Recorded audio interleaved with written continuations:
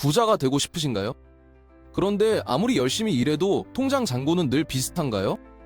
사실 문제는 돈을 못 버는 게 아닙니다. 진짜 문제는 부자가 되는 길을 가로막는 함정들에 쉽게 빠진다는 거죠. 오늘 제가 알려드릴 7가지만 제대로 이해하고 조심할 수 있다면 적어도 평생 돈 걱정에서 벗어날 가능성은 훨씬 높아질 겁니다. 지금부터 현실적인 이야기를 시작해 보겠습니다.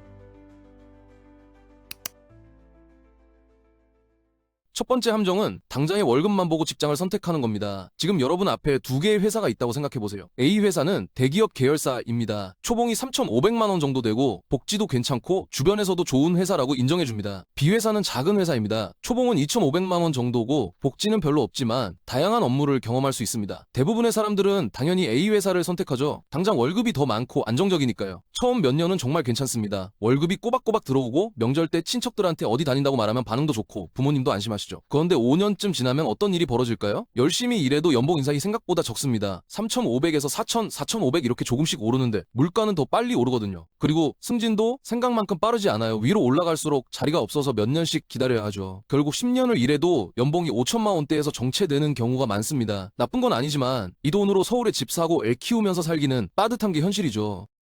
반면 B회사를 선택한 사람은 어떻게 될까요? 처음에는 진짜 힘듭니다. 월급이 적으니까 원룸 월세 내고 나면 남는 돈이 별로 없어요. 친구들이 강남에서 술 먹자고 해도 돈 때문에 핑계대고 안 나가게 되고 명절 때 친척들한테 어디 다닌다고 하면 거기가 어딘데? 이런 반응을 듣죠. 하지만 3년 5년이 지나면서 달라지는 부분이 있습니다. 작은 회사에서는 사람이 적으니까 이것저것 다 해봐야 하거든요. 마케팅도 해보고 고객 응대도 해보고 기획도 해보는 겁니다. 힘들지만 그만큼 실무 경험이 쌓이는 겁니다. 여기서 중요한 건 이런 경험이 쌓이면 선택지가 늘어난다는 겁니다. 더 큰 회사로 이직할 때 연봉을 높게 받고 갈 수도 있고 프리랜서로 일할 수도 있고 나중에 독립할 때도 유리하죠. 물론 모든 사람이 B회사에서 성공하는 건 아닙니다. 스타트업의 70%는 5년 안에 문을 닫으니까요.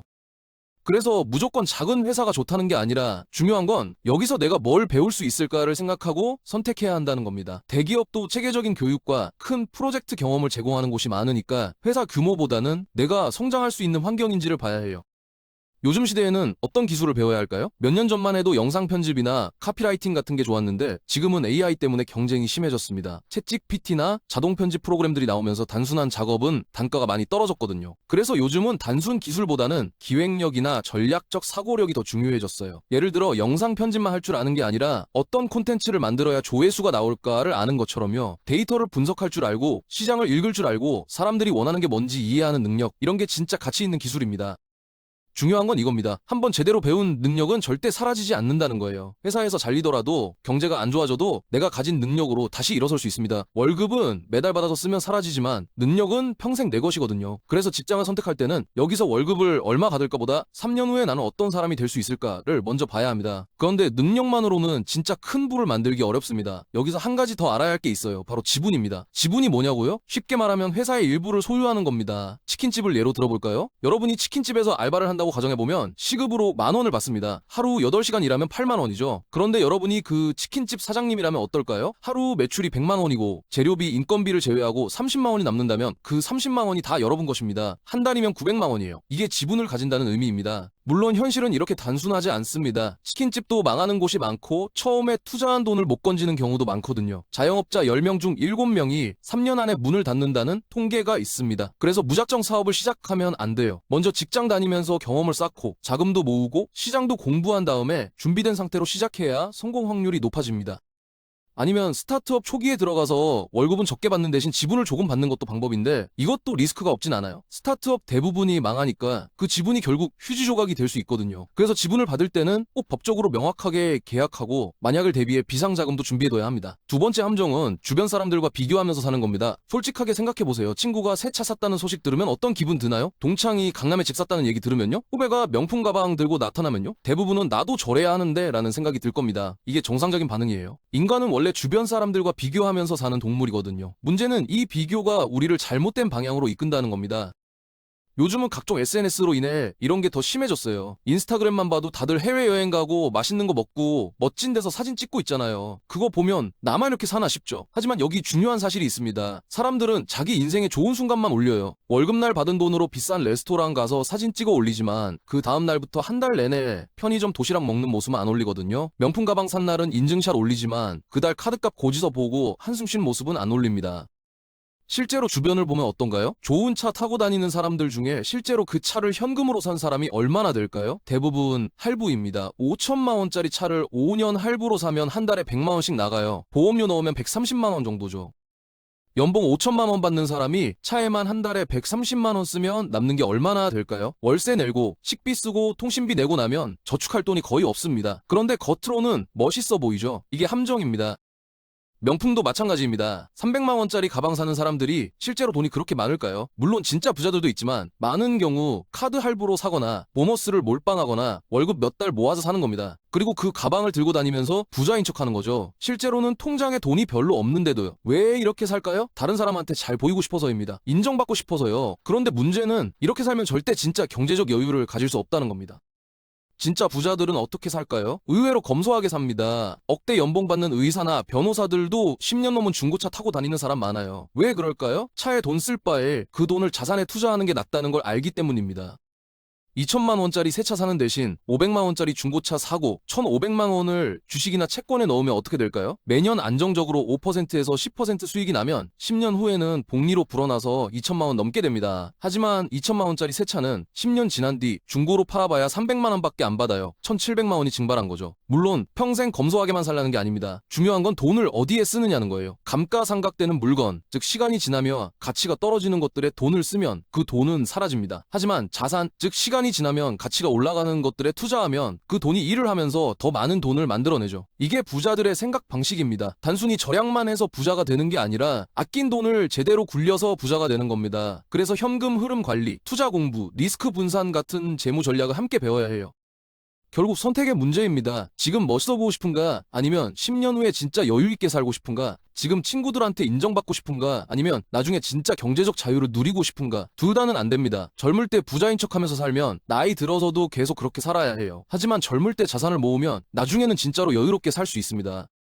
세 번째 함정은 혼자서 다 하려는 겁니다. 한국 사람들이 특히 이런 경향이 강한데요. 내가 알아서 할게. 나 혼자 할 수 있어? 이렇게 생각하는 사람들이 많습니다. 독립적이고 자립심 강한 건 좋지만 이게 지나치면 오히려 발목을 잡아요.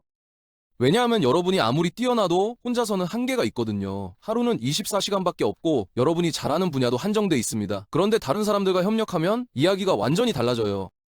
쉬운 예를 들어볼까요? 여러분이 온라인 쇼핑몰을 한다고 생각해보세요. 혼자서 다 하려면 어떤 일들을 해야 할까요? 상품 소싱도 해야 하고, 사진도 찍어야 하고, 상세 페이지도 만들어야 하고, 마케팅도 해야 하고, 고객 응대도 해야 하고, 배송 포장도 해야 하고, 정산도 해야 합니다. 가능은 한데 하루 종일 일해도 모자라요. 그리고 각 분야마다 전문성이 필요한데 혼자서 다 잘할 수는 없죠. 사진은 좀 잘 찍는데 마케팅은 약하다든가, 고객 응대는 잘하는데 디자인은 못한다든가.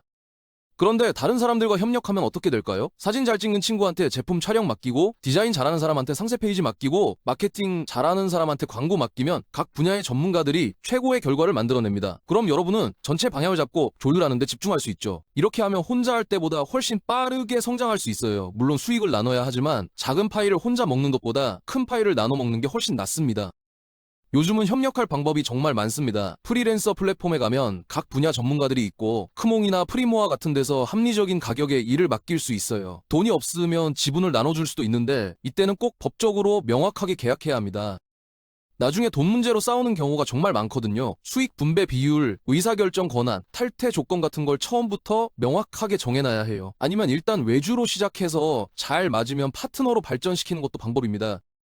여기서 중요한 건 겸손함입니다. 내가 못하는 걸 인정하고 잘하는 사람한테 배우거나 맡기는 거죠. 자존심 때문에 나도 할 수 있어 하면서 붙들고 있으면 시간만 낭비합니다.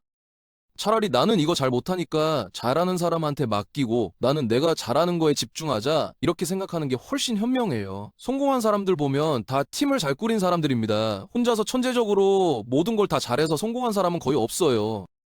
네 번째 함정은 너무 많은 정보에 휘둘리는 겁니다. 요즘은 정보의 시대잖아요. 유튜브만 켜도 이렇게 하면 돈 번다, 저렇게 하면 성공한다, 온갖 정보가 쏟아집니다. 문제는 이 정보들이 다 다르다는 거예요.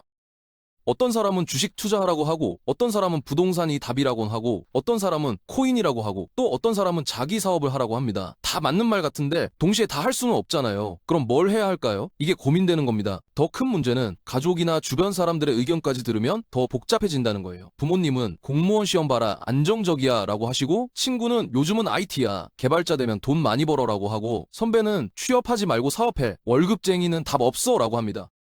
다들 좋은 말씀을 해주시는 건데 듣다 보면 머리가 터질 것 같아요. 이걸 심리학에서는 인지과부하라고 합니다. 너무 많은 정보와 선택지 때문에 뇌가 지쳐서 오히려 아무 결정도 못 내리게 되는 거죠. 그럼 어떻게 해야 할까요? 가장 중요한 건 내 목표부터 명확히 하는 겁니다. 나는 10년 후에 어떻게 살고 싶은가? 이걸 먼저 정해야 해요. 예를 들어 나는 10년 후에 내 집 마련하고 아이 둘 키우면서 경제적으로 여유롭게 살고 싶다가 목표라면 이 목표에 도움이 되는 정보만 받아들이면 됩니다. 코인으로 단기간에 큰돈 버는 방법 같은 건 과감하게 무시하는 거죠. 위험하고 내 목표랑 안 맞으니까요. 안정적으로 자산을 늘리는 방법, 복리 투자 전략 이런 쪽에 집중하는 게 맞습니다. 그리고 정보의 출처도 중요합니다. 아무나 하는 말을 다 들으면 안 돼요. 실제로 그 분야에서 성공한 사람, 검증된 전문가의 말을 들어야 합니다. 부동산 투자를 배우고 싶으면 실제로 부동산으로 돈 번 사람한테 배워야지. 부동산 한 채도 없는 사람이 유튜브에서 하는 말을 믿으면 안 되는 거죠. 주식도 마찬가지고 사업도 마찬가지입니다. 말만 번지르르 한 사람들 정말 많거든요. 실제 경험과 결과가 있는 사람의 조언을 따라야 해요. 또 하나 팁을 드리자면 한 번에 하나씩만 배우세요. 주식도 배우고 부동산도 배우고 영어도 배우고 운동도 하고 이렇게 동시에 다 하려고 하면 다 중도에 포기하게 됩니다. 차라리 올해는 주식 공부만 제대로 하자 이렇게 하나에 집중하는 게 훨씬 효과적이에요. 제대로 배워서 실력을 쌓은 다음 그 다음에 다른 걸 배우는 겁니다. 이렇게 하나씩 쌓아가다 보면 몇 년 후에는 어느새 여러 분야에서 실력을 갖춘 사람이 되어 있을 거예요. 다섯 번째 함정은 자만심에 빠지는 겁니다. 솔직히 말하면 이 부분이 가장 조심해야 할 부분입니다. 왜냐하면 자만심에 빠진 사람은 자기가 자만심에 빠졌다는 걸 모르거든요. 어떤 사람들은 조금 성공하면 바로 이제 나 다 알아 라는 태도를 보입니다. 회사에서 승진하면 나는 이제 뭐든 할 수 있어 라고 생각하고 사업임 잘 되면 나는 사업 천재야 라고 착각하죠. 문제는 이런 생각이 들면 더 이상 배우지 않게 된다는 겁니다. 실제로 이런 사람들 주변에 많이 봤을 거예요. 회사에서 몇 년 일했다고 신입사원한테 너는 아직 멀었어 라고 하면서 배우려는 자세가 전혀 없는 선배들이요.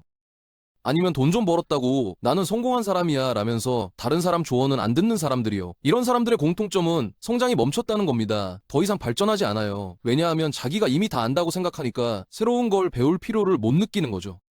반대로 진짜 실력 있는 사람들을 보면 오히려 겸손합니다. 배울 게 너무 많다는 걸 알거든요. 어느 정도 성공하고 나면 오히려 내가 모르는 게 이렇게 많구나 라는 걸 깨닫게 됩니다. 이걸 빙산의 원리라고 하는데요. 여러분이 아는 건 빙산의 일각일 뿐이고 수면 아래에는 모르는 게 훨씬 많다는 겁니다. 똑똑한 사람일수록 이걸 인정하고 계속 배우려고 노력해요. 모르는 걸 인정하지 않는 순간 스스로 배울 기회를 놓친다는 것을 잘 알고 있기 때문입니다. 지금 이 순간에도 세상은 빠르게 변하고 있습니다. 10년 전에 배운 지식은 이제 쓸모없는 것들이 많아요. 기술도 변하고 시장도 변하고 사람들의 생각도 변합니다. 그래서 계속 배워야 합니다. 나이가 들어도 어느 정도 성공했어도 끊임없이 공부하고 새로운 걸 받아들여야 뒤처지지 않아요. 자만심에 빠지는 순간 여러분의 성장은 멈추고 시대에 뒤처지게 됩니다. 겸손하게 배우는 자세를 유지하는 게 평생 성공의 비결입니다. 여섯 번째 함정은 남 탓하는 습관입니다. 이거야말로 정말 조심해야 할 부분인데요. 뭔가 잘 안 되면 정부가 문제야, 경제가 안 좋아서 그래, 부모님이 돈이 없어서, 학벌이 안 좋아서 이렇게 남 탓부터 합니다. 물론 이런 외부 요인들이 영향을 주는 건 사실이에요. 부잣집에 태어나면 확실히 유리하고 좋은 대학 나오면 기회가 더 많은 건 맞습니다. 하지만 문제는 남 탓만 하고 있으면 아무것도 변하지 않는다는 겁니다. 예를 들어볼까요? 대학 졸업하고 취업이 안 됐다고 생각해보세요. 이때 두 가지 태도가 가능합니다. 첫 번째는 요즘 경제가 안 좋아서 그래? 정부가 일자리를 안 만들어줘서 그래? 운이 없어서 그래? 이렇게 생각하는 겁니다. 이런 생각을 하면 마음은 좀 편할 수 있어요. 내 잘못이 아니니까요. 하지만 전혀 나아지지 않습니다. 두 번째는 내가 뭘 부족했을까? 면접 준비를 더 했어야 했나? 자격증을 더 땄어야 했나? 경험이 부족했나? 이렇게 자기 자신을 돌아보는 겁니다. 이건 마음이 불편해요. 내 부족함을 인정해야 하니까요. 하지만 이렇게 생각해야 뭔가 바꿀 수 있습니다. 남 탓하는 습관의 가장 큰 문제는 통제력을 포기한다는 겁니다. 나는 어쩔 수 없고 상황이 나쁜 거야 라고 생각하면 결국 내가 할 수 있는 게 없어져요. 정부를 내가 바꿀 수 없고 경제를 내가 바꿀 수 없고 부모를 내가 바꿀 수 없잖아요.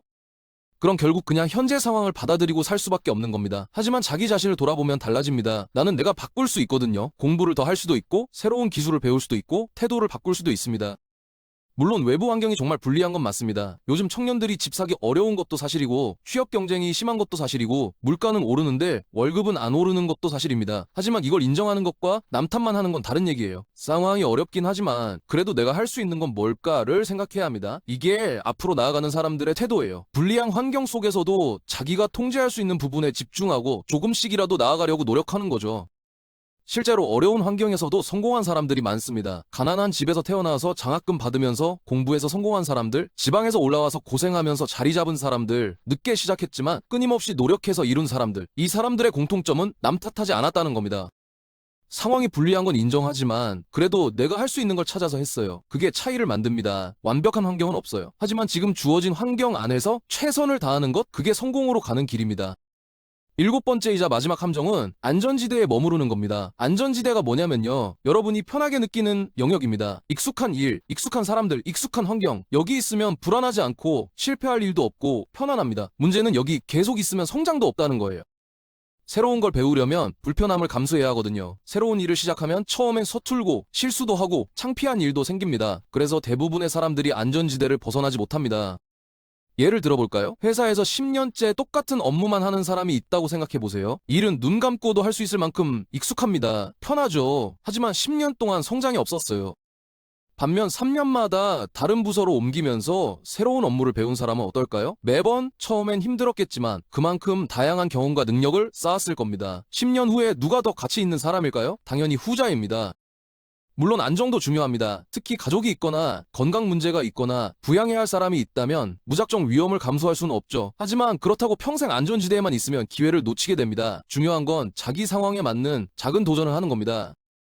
안전지대를 벗어나는 게 꼭 큰 결단일 필요는 없습니다. 작은 것부터 시작하면 돼요. 회사에서 새로운 프로젝트에 지원해보기, 평소에 안 하던 운동 시작해보기, 새로운 사람들 만나보기, 온라인 강의 하나 듣기, 이런 작은 시도들이 쌓이면 안전지대가 점점 넓어집니다.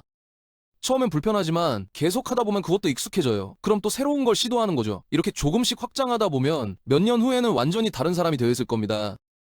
중요한 건 자기 상황을 고려하라는 겁니다. 모든 사람이 큰 위험을 감수할 수 있는 건 아니에요. 어떤 사람은 가족 부양 때문에, 어떤 사람은 건강 문제 때문에, 어떤 사람은 나이 때문에 큰 모험을 하기 어려울 수 있습니다.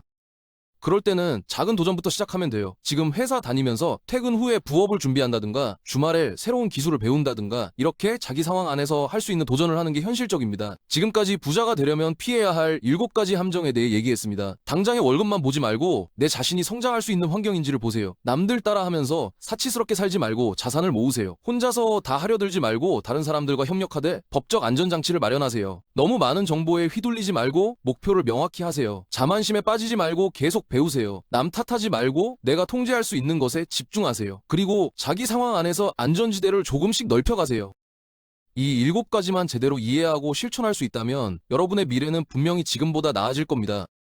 오늘도 영상을 끝까지 시청해주셔서 정말 감사합니다. 여러분이 원하는 것이 무엇이든지 모두 이루어내는 그날까지 여러분의 도전과 변화를 늘 응원합니다.